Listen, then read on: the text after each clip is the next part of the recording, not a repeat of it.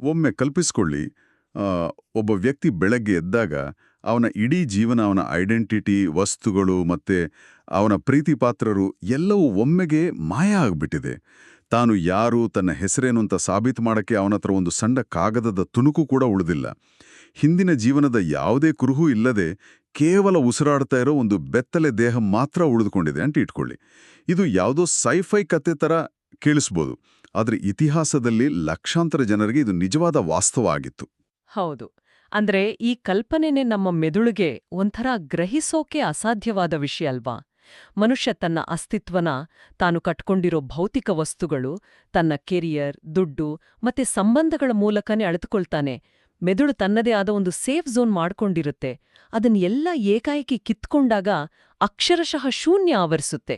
ಆ ಬೆತ್ತಲೆ ಅಸ್ತಿತ್ವ ಮಾತ್ರ ಉಳಿಯುತ್ತಲ್ಲಿ. ಎಕ್ಸಾಕ್ಟ್ಲಿ.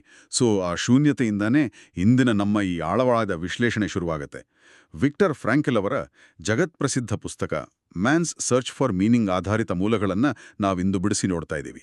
ಇದು ಕೇವಲ ನಾಜಿ ಕಾನ್ಸಂಟ್ರೇಷನ್ ಕ್ಯಾಂಪ್ಗಳ ಇತಿಹಾಸದ ಒಂದು ಕಥೆ ಅಲ್ಲ, ಬದಲಾಗಿ ಆ ನರಕದಂತಹ ಕ್ಯಾಂಪ್ಗಳ ಭೀಕರ ವಾಸ್ತವದ ನಡುವೆ ಹುಟ್ಟಿಕೊಂಡ ಲೋಗೋಥೆರಪಿ ಅನ್ನೋ ಒಂದು ಮನೋವೈಜ್ಞಾನಿಕ ಸಿದ್ಧಾಂತದ ಹುಟ್ಟಿನ ಕಥೆ.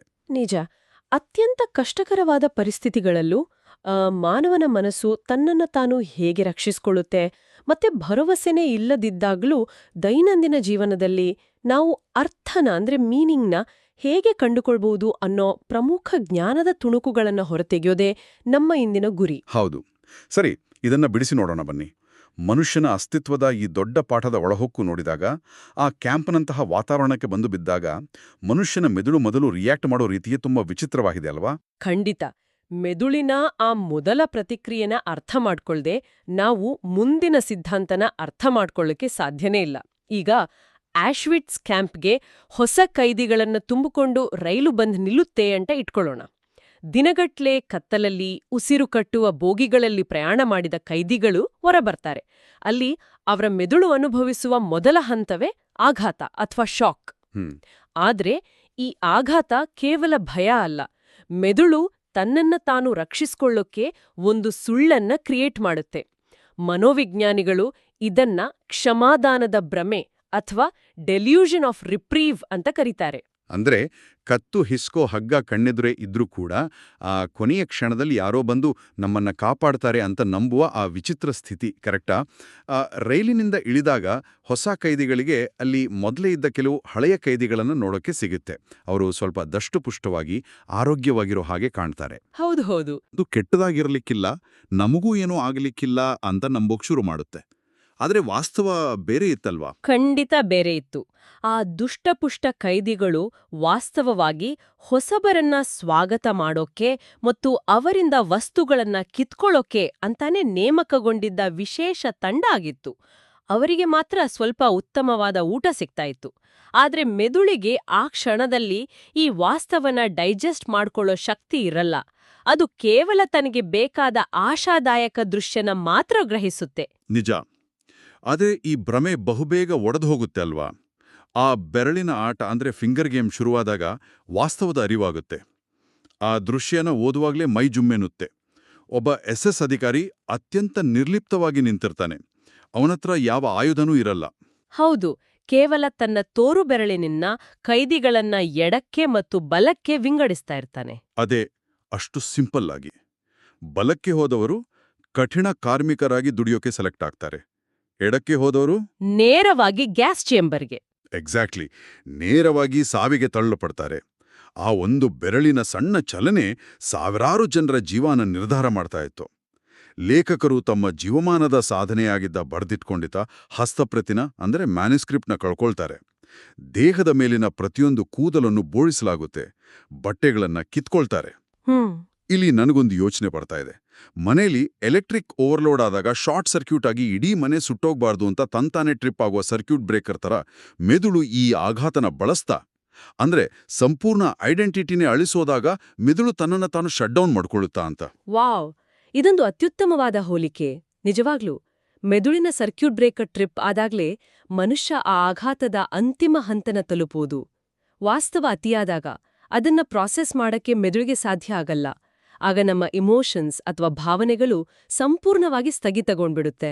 ಅಂದ್ರೆ ಒಂಥರ ಮರಗಟ್ತಿದ್ದ ಹಾಗಾಗುತ್ತೆ ಅಲ್ವಾ? ಹೌದು, ಲೇಖಕರೇ ವಿವರಿಸುವ ಹಾಗೆ ಮೈಮೇಲೆ ಒಂದೇ ಒಂದು ಕೂದಲು ಕೂಡ ಇಲ್ಲದ ಆ ಬೆತ್ತಲೆ ಅಸ್ತಿತ್ವದ ಸ್ಥಿತಿಯಲ್ಲಿ, ಆ ಕೊರೆಯುವ ಚಳಿಯಲ್ಲಿ ನಿಂತಾಗ್ಲೂ ಅವರಿಗೆ ಅಳು ಬರೋದಿಲ್ಲ. ಬದಲಾಗಿ ಒಂದು ವಿಚಿತ್ರವಾದ ಕಪ್ಪು ಹಾಸ್ಯ ಅಥವಾ ಡಾರ್ಕ್ ಹ್ಯೂಮರ್ ಮತ್ತು ತಣ್ಣನೆಯ ಕುತೂಹಲ ಮಾತ್ರ ಉಳಿದುಕೊಂಡಿರುತ್ತೆ. ಈ ಚಳಿಯಲ್ಲಿ ಬೆತ್ತಲೆಯಾಗಿ ನಿಂತಿದ್ದೀವಲ್ಲ, ನಮ್ಗಿನ್ನು ನೆಗಡಿ ಬರೋದೋ ಇಲ್ವೋ ಅನ್ನೋ ಕುತೂಹಲ ಅವರಲ್ಲಿರುತ್ತೆ. ಮೆದುಳು ತನ್ನ ಅಳುವಿಕೆಯನ್ನ ನಿಲ್ಲಿಸಿ ಒಬ್ಬ ವೀಕ್ಷಕನ ಸ್ಥಾನಕ್ಕೆ ಬಂದ್ಬಿಡುತ್ತೆ. ಮತ್ತು ಆಶ್ಚರ್ಯ ಏನಪ್ಪಾ ಅಂದ್ರೆ, ದಿನಗಟ್ಲೆ ಮಲ್ಗದೆ, ಹಲ್ಲುಜ್ಜಿದೆ, ವಿಪರೀತ ಕೊಳ್ಕಿನಲ್ಲೇ ಇದ್ರೂ ಅವ್ರಿಗೆ ಯಾವ ಕಾಯಿಲೆನೂ ಬರಲಿಲ್ಲ. ಟೆಕ್ಸ್ಟ್ ಬುಕ್ಗಳು ಸುಳ್ಳು ಹೇಳ್ತವೆ, ಮನುಷ್ಯ ಯಾವುದಕ್ಕೂ ಒಗ್ಗಿಕೊಳ್ಳಬಲ್ಲ ಅಂತ ಲೇಖಕರು ಹೇಳ್ತಾರೆ. ಆದ್ರೆ ಈ ಆಘಾತದ ಹಂತ ಮುಗಿದು ಆ ಸರ್ಕ್ಯೂಟ್ ಬ್ರೇಕರ್ ಮತ್ತೆ ಆನ್ ಆದಾಗ ಏನಾಗುತ್ತೆ? ಆನಾದಾಗ ಅಂದ್ರೆ ವಾಸ್ತವದ ಅರಿವಾದಾಗ ಬದುಕುಳಿಯಲು ಮನುಷ್ಯನ ಮನಸ್ಸು ಎರಡನೇ ಹಂತವಾದ ನಿರಾಸಕ್ತಿ ಅಥವಾ ಅಪೆಥಿ ಅನ್ನೋ ಸ್ಥಿತಿಗೆ ಜಾರುತ್ತೆ. ಇದು ಕೇವಲ ಬೇಸರ ಅಲ್ಲ, ಇದೊಂದು ಜೈವಿಕ ರಕ್ಷಣಾ ತಂತ್ರ ಅನ್ಸುತ್ತೆ ನನಗೆ. ನಿಖಾರವಾಗಿ ಹೇಳಿದ್ರಿ. ಈ ನಿರಾಸಕ್ತಿ ಅಥವಾ ಅಪಥಿ ಕೇವಲ ಮಾನಸಿಕ ಸ್ಥಿತಿಯಲ್ಲ, ಅದೊಂದು ಜೈವಿಕ ಶಕ್ತಿಯ ಉಳಿತಾಯದ ತಂತ್ರ ಅಂತಾನೇ ಹೇಳ್ಬೋದು.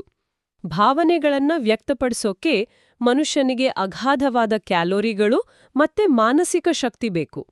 ದೇಹಕ್ಕೆ ಸರಿಯಾದ ಆಹಾರನೇ ಸಿಗದೇ ಇರುವಾಗ, ಕೇವಲ ಹಾರ್ಟ್ ಬೀಟ್ನ ಮೇಂಟೈನ್ ಮಾಡೋಕೆ ಮೆದುಳು ಹೋರಾಡ್ತಾ ಇರುವಾಗ, ಅದು ಸಹಾನುಭೂತಿ ಅಥವಾ ಎಂಪಥಿ ಅನ್ನೋ ದುಬಾರಿ ಪ್ರಕ್ರಿಯೆನ ಶಟ್ ಡೌನ್ ಮಾಡ್ಬಿಡುತ್ತೆ. ಸೊ ಎನರ್ಜಿ ಸೇವ್ ಮಾಡೋಕೆ. ಹೌದು. ಹಾಗಾಗಿಯೇ ಪ್ರತಿದಿನ ತಮ್ಮ ಕಣ್ಣೆದುರೇ ಜನರು ಸಾಯ್ತಾ ಇದ್ರು, ಹೊಡ್ತಾ ತಿಂತಾ ಇದ್ರು, ಕೈದಿಗಳ ಮನಸ್ಸು ಮರಗಟ್ಟಿರ್ತಾ ಇತ್ತು.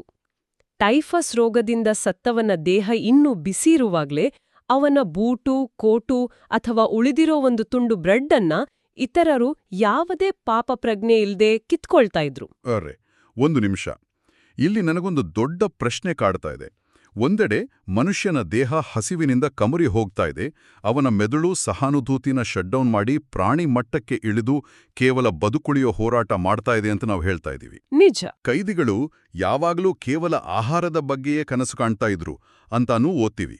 ಆದರೆ ಇನ್ನೊಂದೆಡೆ ಅದೇ ವ್ಯಕ್ತಿ ಗುಂಡಿ ತೋಡ್ತಾ ಇರುವಾಗ ಸೂರ್ಯಾಸ್ತನ ನೋಡಿ ಆನಂದಿಸ್ತಾನೆ, ಮಂಜಿನಲ್ಲಿ ಕೂತ ಹಕ್ಕಿನ ನೋಡಿ ಕವಿತೆ ಬರೆಯುವ ಹಾಗೆ ಯೋಚಿಸ್ತಾನೆ ಅಂತ ಲೇಖಕರು ಹೇಳ್ತಾರೆ.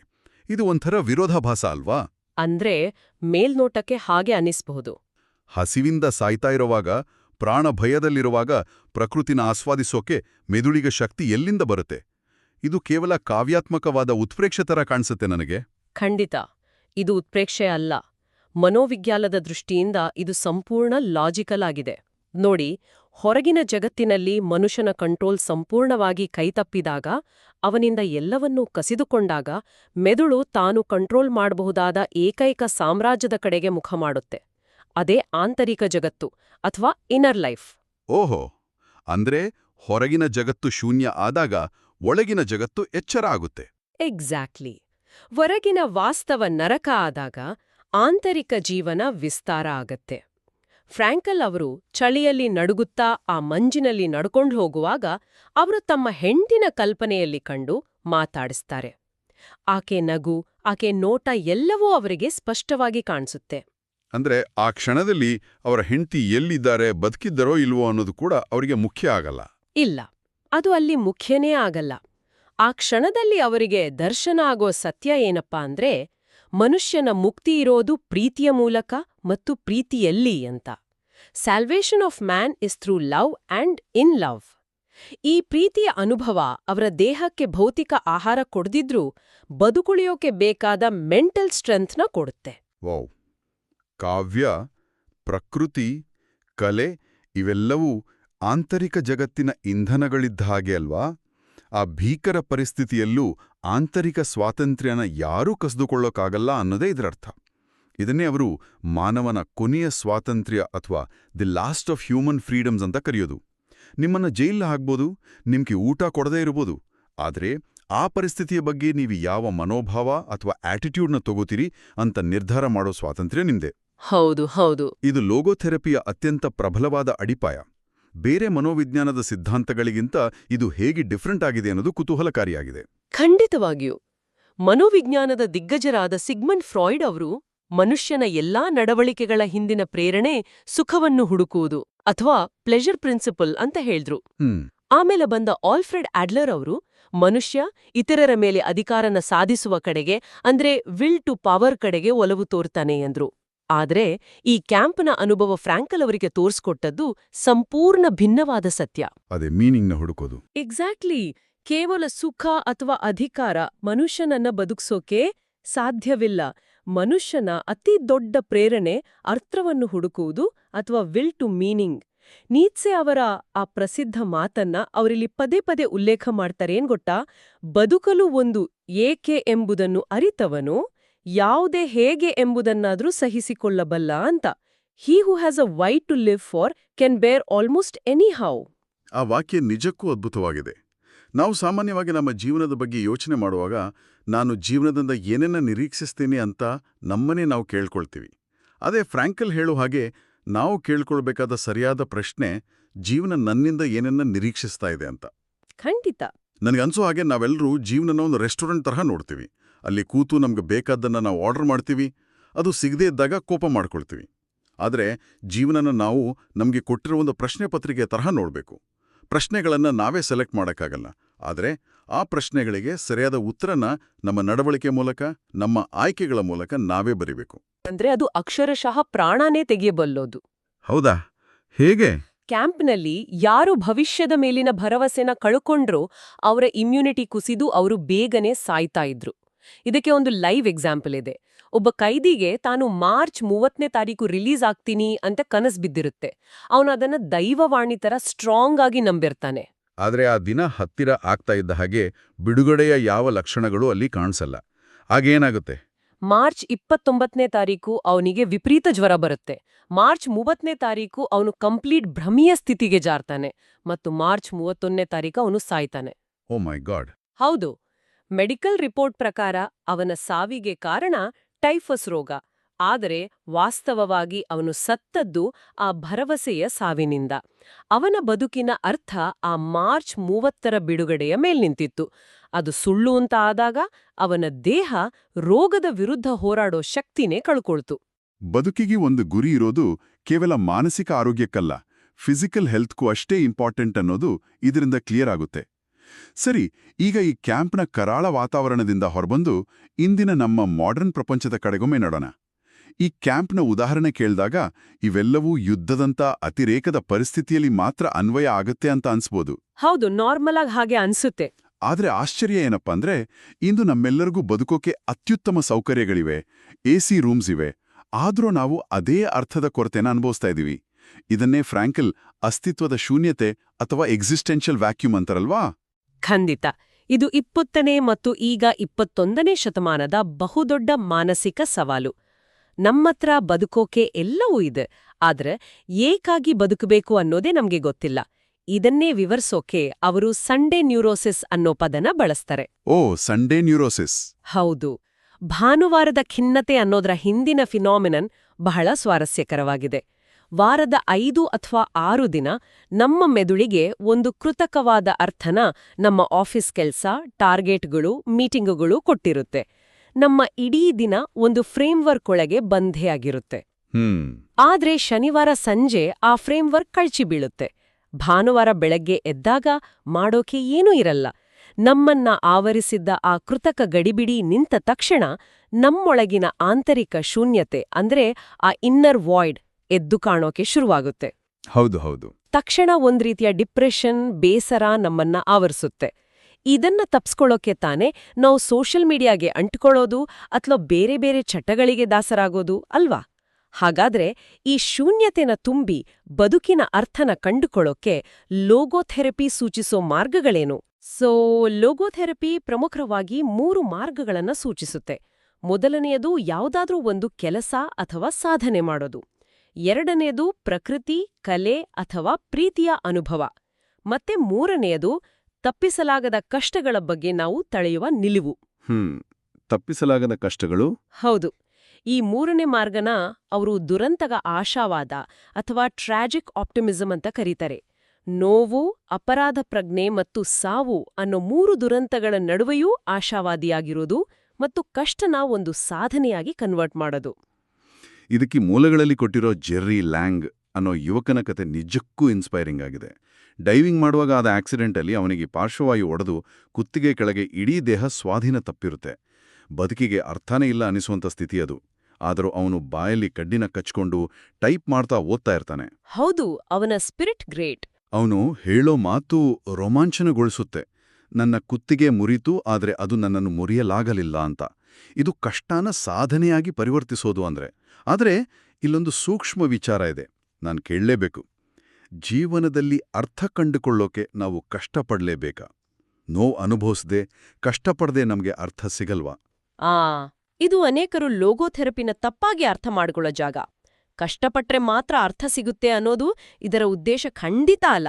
ಫ್ರಾಂಕಲ್ ಸ್ಪಷ್ಟವಾಗಿ ಹೇಳ್ತಾರೆ, ಕಷ್ಟನ ತಪ್ಪಿಸೋಕ್ ಸಾಧ್ಯ ಇದ್ರೆ ಅದನ್ನ ನಿವಾರಿಸ್ಕೊಳ್ಳೋದೇ ಅತ್ಯಂತ ಬುದ್ಧಿವಂತಿಕೆ ಮತ್ತು ಅರ್ಥಪೂರ್ಣ ಕೆಲ್ಸ. ಓಕೆ. ಉದಾಹರಣೆಗೆ, ಗುಣಪಡಿಸಬಹುದಾದ ಕಾಯಿಲೆ ಬಂದ್ರೆ ಟ್ರೀಟ್ಮೆಂಟ್ ತಗೋಬೇಕು, ಅಥವಾ ಒಂದು ಟಾಕ್ಸಿಕ್ ರಿಲೇಶನ್ಶಿಪ್ಪಿಂದ ಹೊರಬರೋಕ್ ಸಾಧ್ಯ ಇದ್ರೆ ಹೊರಬರ್ಬೇಕು. ಅನಗತ್ಯವಾಗಿ ಕಷ್ಟನ ಮೈಮೇಲೆ ಎಳೆದುಕೊಂಡು ಒದ್ದಾಡೋದು ಸಾಧನೆ ಅಲ್ಲ, ಅದು ಒಂಥರ ಮಾನಸಿಕ ಕಾಯಿಲೆ, ಮ್ಯಾಸೋಕಿಸಮ್ ಅಂತಾರೆ. ಕರೆಕ್ಟ್. ಬೇಕು ಅಂತ ಕಷ್ಟಪಡಬಾರ್ದು. ಹೌದು. ಆದ್ರೆ ಕೆಲವು ಕಷ್ಟಗಳನ್ನ ನಾವು ತಪ್ಪಿಸೋಕೆ ಸಾಧ್ಯನೇ ಇರಲ್ಲ. ಈಗ ಕ್ಯಾನ್ಸರ್ನಂತಹ ಕಾಯಿಲೆ ಇರ್ಬೋದು, ಆಪ್ತರ ಸಾವು ಇರ್ಬೋದು, ಅಥವಾ ಆ ಕ್ಯಾಂಪ್ನಲ್ಲಿದ್ದಂತಹ ಸ್ಥಿತಿ. ಅಂಥ ತಪ್ಪಿಸಲಾಗದ ಕಷ್ಟ ಬಂದಾಗ ಕೇವಲ ಹತಾಶರಾಗೋ ಬದಲು ಆ ಕಷ್ಟನ ಎದುರಿಸೋ ನಮ್ಮ ಘನತೆಯ ಮೂಲಕ ನಾವು ಅರ್ಥನ ಹುಡುಕ್ಬೋದು. ಅತ್ಯಂತ ಸ್ಪಷ್ಟವಾದ ವಿವರಣೆ ಇದು. ಕಷ್ಟ ಬೇಕು ಅಂತ ನಾವೇ ಹುಡ್ಕೊಂಡು ಹೋಗೋದಲ್ಲ, ಆದರೆ ಕಷ್ಟ ಎದುರಾದಾಗ ನಾವು ತಳೆಯೋ ನಿಲುವು ನಮ್ಮ ಕೈಯಲ್ಲಿದೆ ಅಂದೋದು. ಇದು ಫಿಲಸಾಫಿಕಲ್ ವಿಚಾರ ಆಯಿತು. ಈಗ ಇದನ್ನು ನಮ್ಮ ದೈನಂದಿನ ಮಾನಸಿಕ ಸಮಸ್ಯೆಗಳಿಗೆ ಹೇಗೆ ಪ್ರಾಕ್ಟಿಕಲ್ ಆಗಿ ಬಳಸ್ಬೋದು ಅನ್ನೋದ್ರ ಕಡೆಗೆ ಬರೋಣ. ಖಂಡಿತ. ಇದರಲ್ಲಿ ಆತಂಕನ ಎದುರಿಸೋಕೆ ಹೇಳಿರೋ ವಿರೋಧಾಭಾಸದ ಉದ್ದೇಶ ಅಥವಾ ಪ್ಯಾರಾಡಾಕ್ಸಿಕಲ್ ಇಂಟೆನ್ಷನ್ ಅನ್ನೋ ಟೆಕ್ನಿಕ್ ನನ್ನ ಗಮನ ಸೆಳೆಯಿತು. ಇದರ ಹಿಂದಿನ ಸೈನ್ಸ್ನ ಸ್ವಭಾವ ವಿವರಿಸ್ಬೋದಾ? ಖಂಡಿತ. ಆತಂಕ ಅಥವಾ ಆಂಗ್ಸೈಟಿ ಹೇಗೆ ಕೆಲಸ ಮಾಡುತ್ತೆ ಅನ್ನೋದನ್ನ ಮೊದಲು ನೋಡ್ಬೇಕು.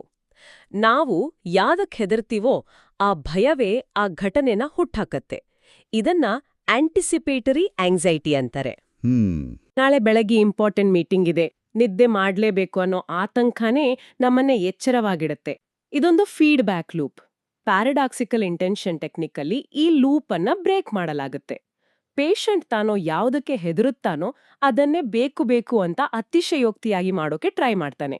ಮೂಲದಲ್ಲಿರೋ ಆ ಡಾಕ್ಟರ್ ಉದಾಹರಣೆ ಈ ಟೆಕ್ನಿಕ್ನ ಅದ್ಭುತವಾಗಿ ವಿವರಿಸುತ್ತೆ. ಅವನಿಗೆ ಜನರ ಮುಂದೆ ಹೋದ್ರೆ ತಾನು ವಿಪರೀತ ಬೆವರ್ತೀನಿ ಅನ್ನೋ ಭಯ ಇರುತ್ತೆ. ತಾನು ಬೆವರ್ತೀನೋ ಅನ್ನೋ ಆತಂಕದಲ್ಲಿ ಅವನು ಹೆಚ್ಚು ಬೆವರ್ತಾ ಇದ್ದ. ಆಗ ಲೋಗೋಥೆರಪಿಸ್ಟ್ನವನಿಗೆ ಒಂದು ವಿಚಿತ್ರವಾದ ಅಡ್ವೈಸ್ ಕೊಡ್ತಾರೆ.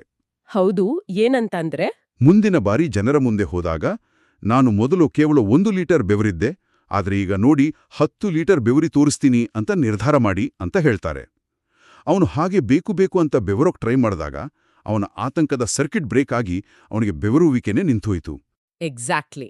ಇದೇ ತರಹ ತೊದಲುವ ಹುಡುಗನೊಬ್ಬ ರೈಲ್ನಲ್ಲಿ ಟಿಕೆಟ್ ಇಲ್ದೆ ಸಿಕ್ಕೋಬಿದ್ದಾಗ ಆಫೀಸರ್ ಸಿಂಪತಿ ಸಿಗ್ಲಿ ಅಂತ ತಾನು ಬೇಕು ಅಂತ ತೊದರೋಕೆ ಟ್ರೈ ಮಾಡ್ತಾನೆ. ಆದ್ರೆ ಎಷ್ಟು ಟ್ರೈ ಮಾಡಿದ್ರೂ ಅವನಿಗೆ ತೊದಲೋಕೆ ಸಾಧ್ಯನೇ ಆಗಲ್ಲ. ಇದು ಮಾಡರ್ನ್ ಪ್ರಪಂಚದ ಸೆಲ್ಫ್ ಫುಲ್ಫಿಲ್ಲಿಂಗ್ ಪ್ರೊಫೆಸಿ ಇದ್ದಾಗಲ್ವಾ?